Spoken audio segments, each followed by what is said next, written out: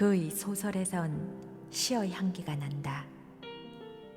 화단 위 해바라기 송이가 칙칙하게 시들었을 땐 벌써 가을이 완연한 듯하다. 해바라기를 비웃는 듯 국화가 한창이다. 안녕하세요. 나타샤의 책 여행입니다. 책 읽기 편안한 시간 보내고 계시죠? 지난 주말에 이효석의 메밀꽃 필 무렵 소설 속 배경인 강원도 봉평 메밀꽃을 보러 다녀왔습니다. 마침 메밀꽃이 한창이었고 메밀꽃 축제 중이었지요.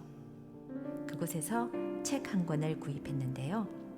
한국 문학사의 독보적이고 기념비적인 성취 27편의 작품에 담은 이효석 문학세계의 정수 메밀꽃 필 무렵 이효석 작품 선집을 소개합니다. 이 책은 세움에서 출판했고요. 27편의 작품 중 해바라기를 읽어보겠습니다. 나타샤의 책 여행, 가을 속으로 들어가 봅니다. 해바라기. 언제인가 싸우고 그날 밤 조용한 좌석에서 음악을 듣게 되었을 때 즉시 싸움을 뉘우치고 녀석을 도리어 측은히 여긴 적이 있었다. 나날의 생활의 불행은 센티멘털리즘의 결핍에서 오는 것이 아닐까. 사회의 공기라는 것이 깔깔하고 사박스러워서 교만한 마음에 계책만을 감추고 들있다. 직원실의 풍습으로만 하더라도 글은 상스러울 데가 없는 것이 모두가 꼬불꼬불한 옹생원이어서 두터운 껍질 속에 움츠러들어서는 부질없이 방패만은 축혀든다. 각각 한 줌의 센티멘털리즘을 잃지 않는다면 적어도 이 거칠고 야만스러운 기풍은 얼마간 조화되지 않을까. 아닌 곳에서 나는 센티멘털리즘의 필요라는 것을 생각하면서 모처럼의 일요일도 답답한 것이 되기 시작했다. 확실히 마음 한 귀퉁이로는 지난날의 녀석과의 싸움을 되풀이하고 있었다. 싸움같이 결말이 늦은 것은 없다. 오래도록 흉측한 인상이 마음속에 남아서 불쾌한 생각을 가져오곤 한다. 즉, 싸움의 결말은 그 당장에서 나는 것이 아니라 오래도록 마음속에서 얼마든지 계속되는 것이다. 창밖의 만발한 화초 포기를 철망 너머로 내다보면서 음악을 들을 때와도 마찬가지로 나는 녀석을 한편 측은히 여겨도 보았다. 벼랑간 운해가 찾아온 것은 바로 그런 때였다. 제 국리에 잠겨있던 판에 닿다가 먼 곳에서 찾아온 동무의 자태는 퍽도 신선한 인상을 주었다. 몇 해 이것만 주름살 하나 없는 팽팽한 얼굴에 여전히 시원스러운 낙천가의 모습 그대로였다. 싸움의 기억에 잠겨있던 판에 하필 자네가 찾아올 법이 있나? 싸움도 무던히는 좋아하는 모양이지? 욕을 받고까지야 가만히 있겠나? 싸웠으면 싸웠지 기억은 뭔가? 자넨 아직도 그 생각하고 망설이는 타입을 벗어나지 못한 모양이야. 몇 세기 전의 태물림을 개운치도 못하게 원. 핀잔만 주지 말고 센티멘털리즘의 필요라는 건 어떤가? 센티멘털리즘으로 타협하잔 말인가? 싸우면 싸웠지 타협은 왜? 싸움이란 결코 눈앞에서 화다닥 끝나는 게 아니고 길고 세월 없는 것인데 오랜 후의 결말을 기다리는 법이지 타협은 왜? 자네 낙관주의의 설명인가? 낙관주의 아니면 지금 이 당장에 무엇이 있겠나? 방구석에 엎드려 울고 불고만 있겠나? 운해는 더운 판에 저고리를 벗고 부채를 야단스럽게 쓰기 시작했다. 내 낙관주의 설명을 구체적으로 함세. 봄부터 어떤 산업회사에 들어가 월급 60원으로 잡지 편집을 해주고 있네. 틈을 타서 영화회사 촬영대를 따라 내려온 것은 촬영 각본을 써주었던 까닭. 간밤에 일행들과 여관에 들었다가 아침에 일찍이 찾아온 것은 묵은 회포를 이야기할 겸 내게 야외 촬영의 참관을 권하자는 뜻이었다. 물론 이런 표면의 사정이 반드시 그의 낙관주의 설명은 아닌 것이요. 그것을 터놓고 이야기하는 그의 태도가 낙관적일 뿐이다. 그의 처지를 설명하는 어조에는 오히려 일종의 그 스스로를 비웃는 표정조차 있었던 것이요. 그런 그의 태도 속에 나는 낙관의 노력의 자취를 역력히 보는 듯했다. 과거에 있었어도 문학의 세상과 인연이 없는 것은 아니어서 열정의 나무지를 기울여 평론도 쓰고 문학론도 해오던 그였다. 영화에 손을 댄 것은 결국은 막힌 심정의 한계 구멍을 거기서 찾자는 셈이라고 짐작하면 그만이다. 그가 쓴 각본, 부서진 인형 속에 남녀 주인공이 강에서 배를 타다가 물속에 빠지는 장면이 있다는 것이다. 그 장면의 촬영을 보러 가자고 오네는 식모가 날라온 차를 마시고 나더니 나를 재촉한다. 물에 빠진 가엾은 남녀의 꼴을 보기보다도 내게는 나로서 강에 나갈 이유가 있기는 있었다. 올부터 모래찜을 시작했네. 어떤 때엔 매생이를 세내서 고기도 덜어 낚아보고 일요일마다 강에 안 나가는 줄 아나? 오늘은 망설이던 판에 뜻밖의 이렇게 자네에게 끌리게 됐을 뿐이지. 됐어. 모래찜과 낚시질과. 운해는 무릎을 칠 듯이 소리를 높였다. 강태공의 고든 낚시를 물에 들이우는 그 일밖엔 우리에게 오늘 할 일이 남았나? 금방 세상이 두동강으로 나는 듯 법석을 하고 비관을 할 것은 없어. 사람 있는 눈치만 나면 언제까지든지 웅크리고 엎드리는 두꺼비를 본 적이 있나? 필요한 건 다른 게 아니라 그 두꺼비의 재주라네. 듣고 보니 넘성하고 일어서는 그의 자태가 그대로 두꺼비의 형용이었다.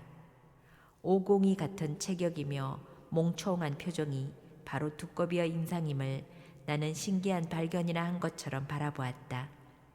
옷을 갈아입고 같이 집을 나섰을 때 나는 더욱 그를 주위에 바라보며 짜장 두꺼비를 느끼기 시작했다.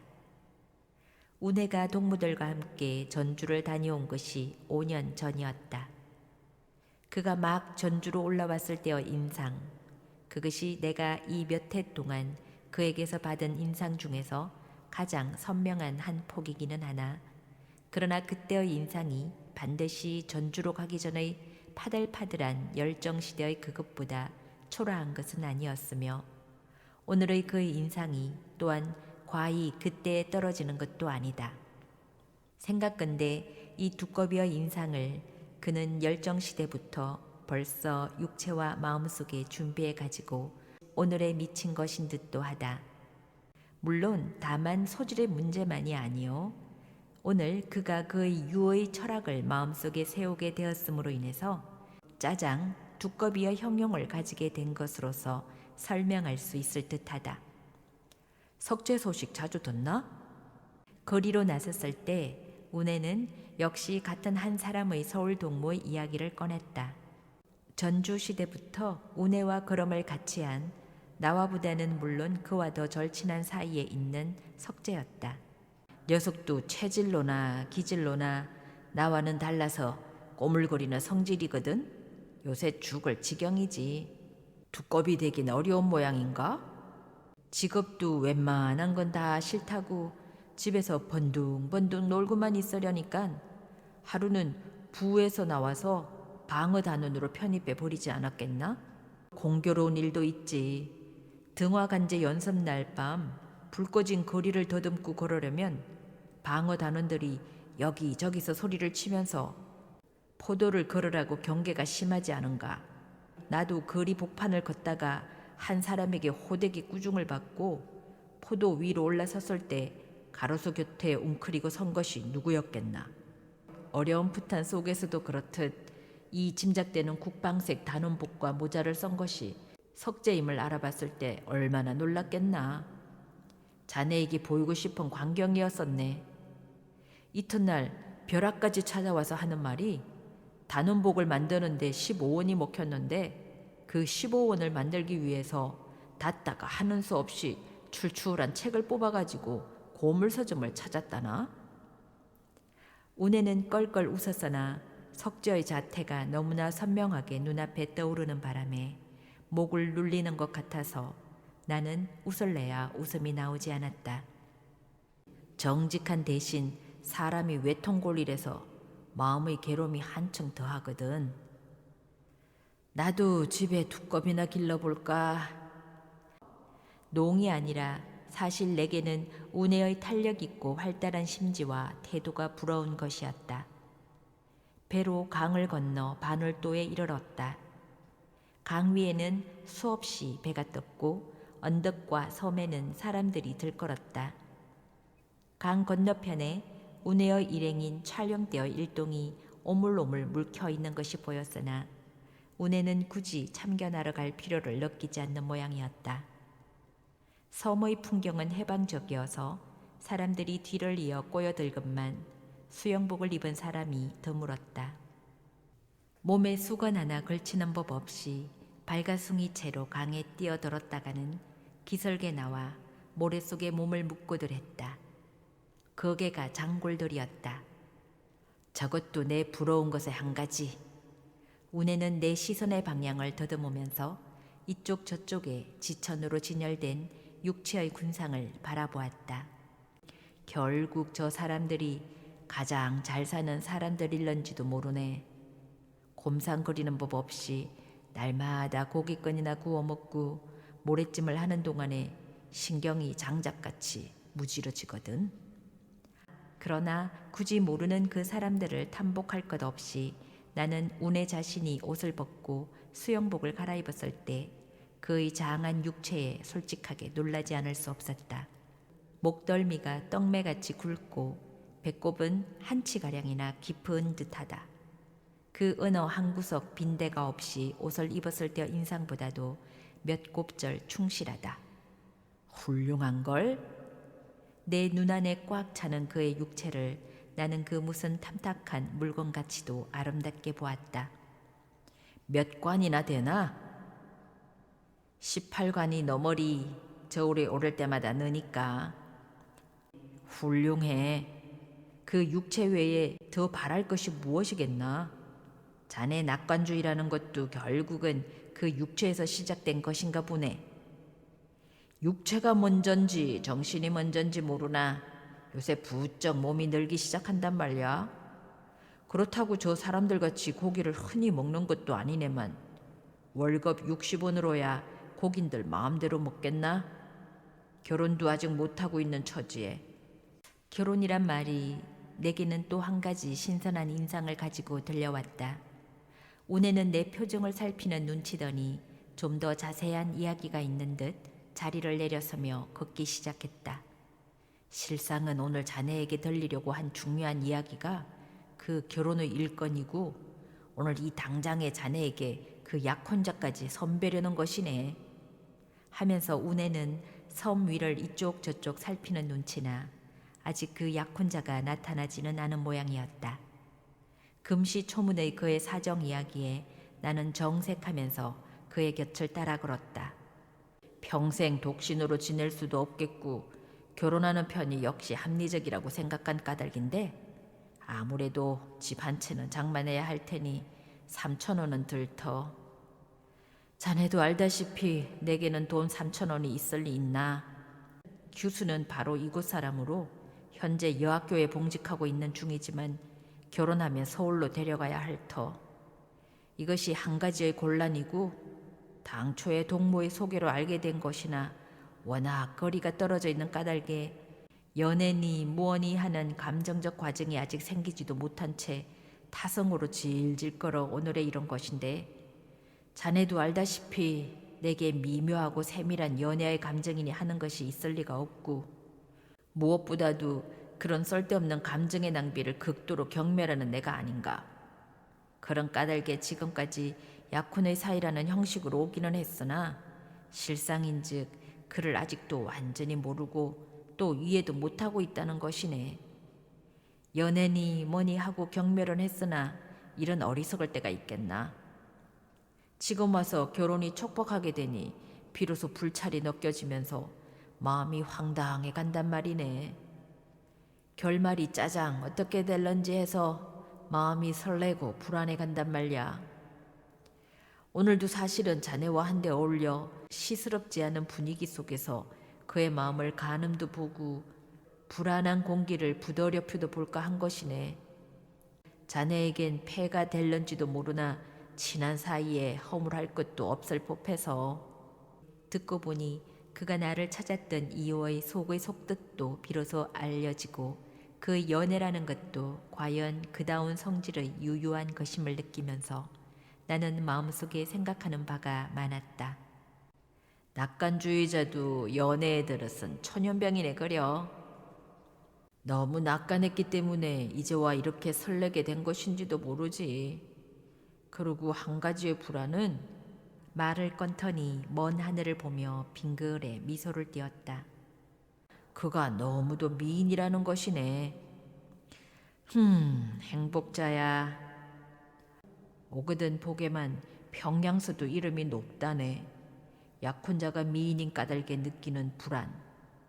자네 읽은 소설 속에 그런 경우 들어 없었나? 연애에 성공하기를 비네. 모래 위를 두어 곱해나 곱돌아 물가가 오르내리는 동안에 짜장 그의 약혼자가 나타났다. 멀리 보트를 저어오는 것을 우네가 눈빠르게 발견하고 내게 떼어주었다. 배는 사람이 드문 물가를 찾아서 한 귀퉁이에 대었다. 우네가 쫓아가 그를 부축해서 내려주고는 한참 동안이나 서서 이야기가 잦더니 이리로 걸어오는 것이었다. 아닌 게 아니라 나는 벼랑간 눈이 번쩍 뜨이는 이름 높은 미인을 보고 인사하는 말조차 어색해졌다. 짙은 옥색 적삼 위에서 그의 눈과 코는 아로색인 것 같이 또렷하고 선명하다. 상스러운 섬의 풍속 속에서 그를 보기가 외람된 듯한 그런 뛰어난 용모였다. 운해군에게서 말씀 들었습니다만 쉬 경사를 보신다고요?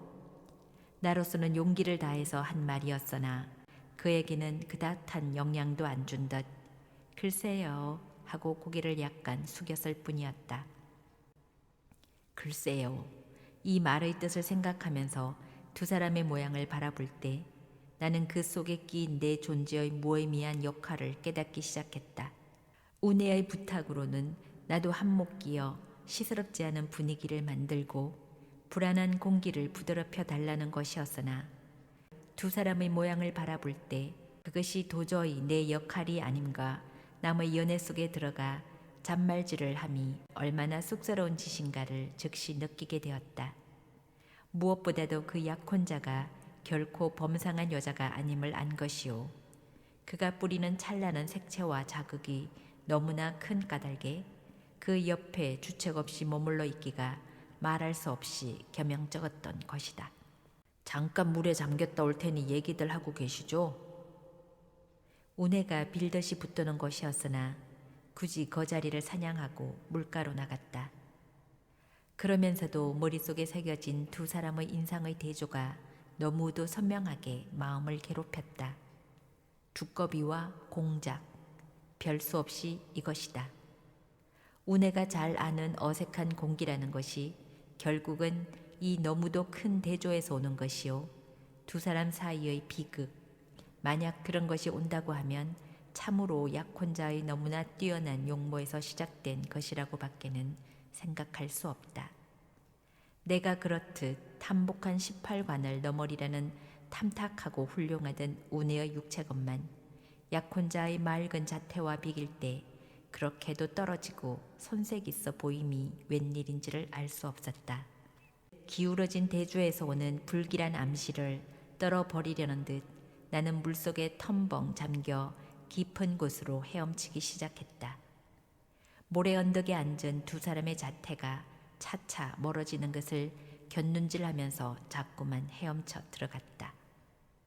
밤거리에서 단둘이 술상을 마주 대했을 때 우네는 낮에 섬에서의 내 행동을 책하며 결국 단둘이 앉았어도 별 깊은 이야기를 못했다는 것을 고백하고 눈치가 어떻더냐고 도리어 내게 자기들의 판단을 맡기는 것이었다. 글쎄, 나는 어리삥삥해서 이렇게 적당하게 대답해 두는 수밖에는 없었으나 대답하고 나서 문득 그 한마디가 바로 그의 약혼자가 섬에서 내게 대답한 같은 한마디였음을 깨닫고 놀라지 않을 수 없었다. 시대에 민첩한 낙관주의자도 연애에는 둔하고 불행한 것인가 하고 마음속으로 동무를 가엾게도 여겨보았다. 막차로 일행들보다 먼저 떠나겠으나 자네 알다시피 이런 형편이니까 틈 있는 족족 내려는 오겠네. 즉 자네와 만날 기회도 많다는 것이네. 부디 연애에 성공하고 속히 결혼하도록 하게. 축배인 양 나는 술잔을 높이 들어 그에게 권했다. 두어 주일 후이었다. 일요일 오후는 되어서 운해는 두 번째 나를 찾았다. 내가 그때까지 집에 머물러 있었던 것은 그의 방문을 예측하고 있었던 까닭이요. 그의 찾아온 목적까지도 짐작하고 있었던 것이다. 영화 각본의 책임자로 촬영대 일행과 온 것도 아니요. 그렇다고 약혼자와의 결혼 때문에 온 것도 아니었다. 결혼은커녕 가엾게도 그와 반대의 목적으로 온 것이다. 끝난 연애, 놓쳐버린 연애의 뒷소식을 알리러 온 것임을 나는 안다. 자넨 무서운 사람이네. 자네 신경 앞에는 모든 것이 발각되고 마는 것을 이제야 겨우 깨달았네. 그러면은 그렇다고 그때 왜 그런 눈치 못 떼어 주었나? 솔직하게 일러만 주었던들 다른 방책이 있었을 것을. 두꺼비같이 털썩 주저앉더니 운해는 원망하듯 늘어놓는다. 나도 민망해서 못 견디겠네만 그러나 일이 그렇게 대담하게 될 줄야 네 알았겠나. 내가 비록 호인이기로 그렇게까지 눈치를 몰랐을까. 아침에 그 집에를 갔더니 대려 반가워하면서 내게 곡주를 물으려고 드는 것을 보니 집안 사람들도 까닭 모르고 지냈나 부대. 대담한 계획이야. 영혼의 여성, 나를 인도해 가지는 못할지언정 나를 버리고 가다니 무서운 세상이다. 주위에 보니 운해는 벌써 술잔이나 기울이고 온 모양이었다. 슬픈 표정이라기보다는 울적한 낮에 거나한 기운이 돌고 있었다. 그의 그런 심정을 나는 이해할 수 있으며 그에게서 듣지 않아도 그의 사정을 거리의 소문으로 이미 잘 알고 있었던 것이다. 약혼자가 며칠 전에 달아난 것이다. 교직을 버리고 성악을 공부한다는 사람의 뒤를 따라서 동경으로 건너갔다는 것이다. 거리에는 크게 소문이 나고 구석구석에서 이야깃거리가 되었다. 공작같이 찬란하던 그의 용모의 값을 한 셈이다. 소식을 들은 순간 나는 섬에서 느낀 예감이 적중한 것을 느끼고 한참 동안 가슴이 설렘을 어쩌는 수 없었다. 운해를 위해서는 그지없이 섭섭한 일이기는 하나 엄숙한 사실 앞에는 하는 수 없는 노릇이다. 운해와의 약혼을 표면으로 내세우고 그 그늘에서 참으로 즐기는 사내와 만나고 있었던 것이 짐작되며 섬에서의 그의 표정과 말투 속에 벌써 그것이 암시되어 있지 않았던가. 운해는 그것을 모르고 일률로 결혼의 길만을 생각하고 있었던 셈이다. 내 사랑 끝났도다. 노랫조로 부르는 운해의 목소리는 그러나 반드시 비장한 것은 아니었다. 오장육부를 찌르고 뼈를 긁어내고 응당 그런 심경이어야 할 것이지만 운해의 경우는 반드시 그런 것이 아니고 그 어디인지 넉넉하고 심드렁한 태도조차 보였다. 그러나 내 마음 편하도다. 사랑이 끝났으므로 참으로 그의 마음은 편한 듯도 보였다. 결국 연애도 그에게 있어서는 생활의 전부가 아닌 것일까. 그의 모든 생활의 다른 경우와 같이 간단하고 유효하게 정리할 수 있는 것일까. 나는 그의 모양을 새삼스럽게 찬찬히 바라보았다. 밖에서 만찬을 같이 하려고 함께 집을 나오자마자 운해는 다시 걸음을 돌리면서 나를 집으로 끌어들였다. 불란서어나 독일어 책을 빌려달라는 것이다. 의학이나 시작하면 생활에 풀이 좀 날까 해서. 기특하고 장한 생각이야. 나는 초보적인 독일어 책 몇 권을 뽑아가지고 나와서 그에게 전했다. Ich weiß nicht, was Jolles Bentuiten das ist. 큰 거리에 나왔을 때 운에는 문득 언제 기억해 두었던 것인지 하이네의 시인 듯한 한 구절을 외우는 것이었으나 노래의 뜻같이 반드시 슬픈 것이 아니요 그의 어조는 차라리 한시라도 없는 듯 낭랑한 것이었다. 흥에 겨워 몇 번이고 그덕 외웠다. 술이 고주가 된 위에 밤이 깊은 까닭에 이튿날 아침에 떠나보낼 생각으로 나는 운해를 집으로 끌고 왔다. 나란히 자리를 펴고 누웠으나 담배를 여러 개째 갈아 물어도 좀채 잠이 오지 않았다. 고요하기에 그는 이미 잠이 들었으려니 하고 운해 편을 바라보았을 때 감긴 눈 속으로 한 줄기 눈물이 흘러 귓방울을 적시고 있는 것이다. 나는 가슴이 뭉클해지면서 얼굴을 반드시 돌리고 말았다. 자네 감상주의를 비웃었으나 오늘 밤은 내 차례네. 눈을 감은 채 목소리가 부드럽다. 보배를 약혼자 말이네. 내 얼마나 사랑했는지 아무도 모르리. 끔찍이도 사랑하기 때문에 어쩔 줄을 모르다가 결국 그를 놓치고야 말았네. 다른 그 누구와 결혼하게 되든지 간에 평생 그를 잊을 수는 없을 듯해. 아직도 여자 생각하고 있었나? 술 취하면 눈물 나는 법이니. 농으로는 받았으나 그의 심중을 모르는 바는 아니었다. 지금의 이 심중을 한마디로 표현할 수 없을까? 꼭 한마디로. 자네 좀 생각해 보게. 나는 궁식거리면서 생각하려고 애썼다. 그의 슬픈 심경의 적절한 표현이라는 것을 찾으려고 무한히 애를 쓰면서 시간을 보내나 종시 그것이 떠오르지 않는 것이다.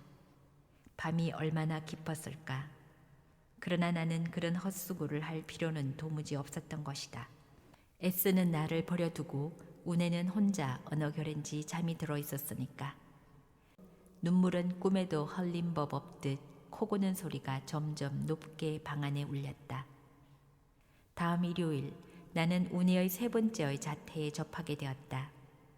일주일 전과는 폭도 다른, 아니 그 어느 때보다도 달라서 씻은 듯이 신선한 인상으로 나타났다. 쉴 새 없이 발전해가는 유기체라고 할까?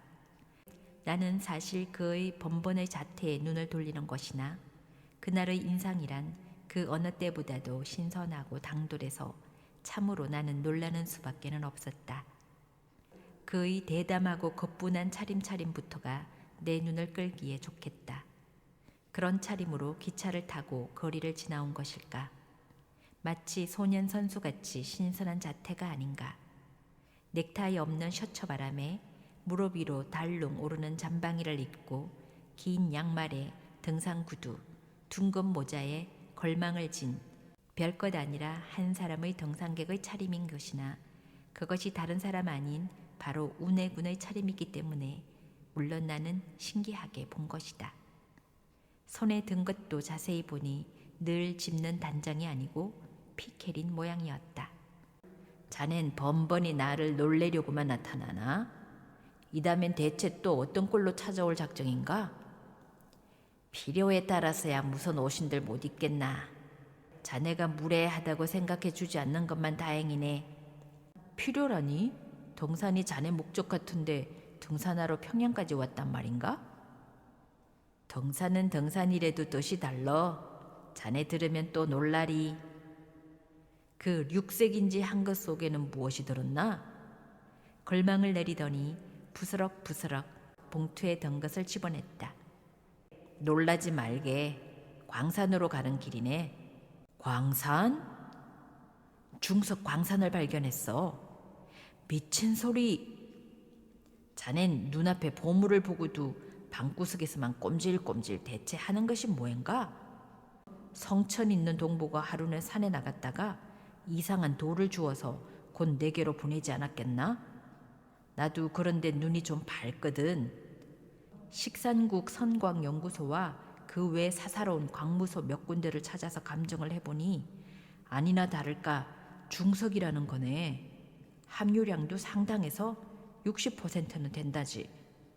부랴부랴 광산과 조사실에서 대장을 열람했더니 아직도 출원하지 않은 장소란 말이네. 그것을 안 것이 어제 낮. 실제로 한번 돌아보고 곧 올라가 출원을 작정으로 급작스레 밤차로 떠난 것이네.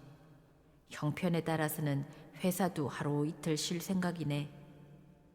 봉투 속에서 나온 것은 몇 개의 까무잡잡한 돌멩이였다.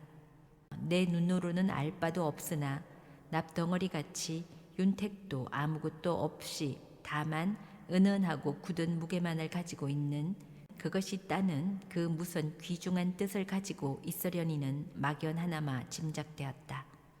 그의 흉내를 내서 나도 한 개를 집어들고는 뭣도 모르면서도 이모저모 살피기 시작했다. 흰 것은 석영이네. 중석이란 원래 석영맥에 붙어 있는 것이거든. 그 붙는 모양과 형식에도 여러 가지 구별이 있는 것이지만 어떻든 그 석영을 깨뜨리고래야 중석을 얻는 것이네. 운해의 설명도 내 귀에는 경 잃는 소리였다. 중석이란 명칭부터가 먼 세상의 암으로밖에는 생각되지 않았다. 중석이란 대체 무엇하는 것인가? 자네 무지에는 놀라는 수밖에 없어. 중석도 모르고 오늘 이 세상을 살아간단 말인가? 텅스텐 말이네. 철물 중에서 가장 강하고 견고한 것이기 때문에 요새 군수품으로 쓰이게 된 것인데 시세가 어느 정도인지 아나? 한 톤의 평균 7,000원이라네. 60%의 함유량이라도 4,000원이 되는 것이고 단 10%라도 700원은 생기거든. 중석광이라고 이름만 붙으면 시작해도 채산이 맞는다는 것이네. 그러게 조선에만도 출원하는 수가 전에는 1년에 단 30건이 못 되던 것이 요새 와서는 하루에 평균 30건을 넘는다네. 지금 턱수강 지대로 충청북도와 금강산을 세나 평안남북도와의 지경일 때도 상당하고 성천 같은 곳도 장차 유명하지 않은가 생각하네. 자네의 풍부한 지식과 세밀한 조사에는 놀라는 수밖에 없으나 성천이 유명하다면 자넨 얼마 안가 백만장자 되게? 그의 설명으로 나는 적지 않이 계몽이 되어 중석에 대한 일반 지식을 얻기는 했으나 어쩐 일인지 모든 것이 꿈속 일 같이만 생각되었다. 문제는 지금 가보려는 산 일대가 정말 중석강 지대인가 아닌가? 동무가 주운 이 돌이 웬처에서 굴러온 것이나 아닌가? 중석지대라면 얼마나 큰 범위의 것인가 하는 것인데 전문가 아닌 내 눈으로 확실히 알겠냐만 가보면 짐작은 되리라고 생각하네. 참으로 유명한 것이라면 자네 말 맞다나 백만장자 될 날도 멀지 않네. 제발 백만장자나 대주게. 동무 가운데 한 사람쯤 백만장자가 있다고 세상이 뒤집힐 리는 없으니 오늘은 바빠서 이렇게 한가하게 할 순 없어. 자네에게 한 가지 청은. 운에는 주섬주섬 돌덩이를 봉투에 넣어서 육색 속에 수습하고는 나를 재촉했다. 오후 차까지 아직도 몇 시간이 있으니 자네 아는 광무소에 가서 자네 눈앞에서 한 번 더 감정시켜 보겠네. 앞장을 서서 광무소까지 안내를 하게. 여가가 있었던 까닭에 쾌히 승낙하고 같이 집을 나섰다. 오전의 산들 바람을 맞으며 피케를 단장 삼아 내저으면서 걸어가는 운해의 자태는 일종의 독특한 매력을 가진 것이었다. 온맵시가 오돌진 육체에 꼭 들어맞아서 평복을 입었을 때의 두꺼비의 인상과는 좀 달라 한결 거뿐하고 칠칠한 것이었다. 그도 올린 소매 아래로 알맞게 탄 두 팔이 뻗치고 다리 아래가 훤히 터져서 보기에도 시원스러웠다. 무엇보다도 그 동산의 차림이야말로 그에게는 가장 잘 맞고 어울리는 차림인 듯도 했다. 그 차림으로 휘바람이나 한 곡조 길게 뽑으면서 걷는다면 도회의 가로수 아래서의 오전의 풍경으로는 그에 미칠 것이 없을 듯했다. 나는 친히 아는 사람의 광무소를 찾았다. 거기서 내가 다시 놀란 것은 젊은 주인의 적석에서의 판단에 의해서 그것이 상당히 우수한 중석광이요 함유량도 60%를 내리지는 않으리라는 확언을 얻은 것이다. 정확한 분석을 하려면 방아로 돌멩이를 찍고 가르고 해서 하루가 걸린다기에 그것을 후일로 부탁하고는 우선 그곳을 나왔으나 그 대략의 판단만으로도 그 자리에서는 좋겠고 나는 짜장 신기한 생각을 금할 수 없었던 것이다. 차 시간을 앞두고 식당에 들어갔을 때 또 한 번 그를 따져보았다. 자네 정말 출연할 작정인가? 5만 분지 1 지도 5장과 출연료 100원을 벼락같이 구해놓고 내려왔네. 더 묻지 말라는 듯이 큰 소리였다. 뭘 그리 또 꼼질꼼질 생각하나? 군수 공업으로 써인다니까 번민하는 모양인가? 아무 걸로 쓰이든 광석은 광석으로서 일을 하는 것이네. 그렇게 인색하고 협착한 것은 아니니 걱정할 건 없어. 이왕이면 석재도 한몫 넣어주지? 출원하게 되면 녀석 한몫 안 끼게 될 줄 아나? 그렇지 않아도 일이 없어 번둥번둥하는 판인데 일만 되면 같이 산에 들어가 어련히 일 보게 안 될까? 녀석뿐이겠나? 짜장 성공하게 되면 자네에게도 엉당 한몫 나눠주겠네. 자네 일상의 원인 극장도 지을 테고 촬영소도 꾸밀 테고 문인촌도 세울 테고 문학상 제도도 만들 테고 잡기 전부터 먹을 생각만. 기적이라는 것이 있으려면 있게 되는 법이네. 어서 남의 계획만 장하게 하지 말고 자네 월급 60원 모면할 도리나 생각하게. 육지분이 화돼서 결혼도 못하게 되지 않았나? 말하고 나서 나는 번개같이 뉘우쳤다. 무심히 던진 말이지만 결혼이라는 구절이 그의 마음의 상처를 다시 서칠 것은 당연하지 않은가. 쓸데없는 소리에 밥맛 없어진다.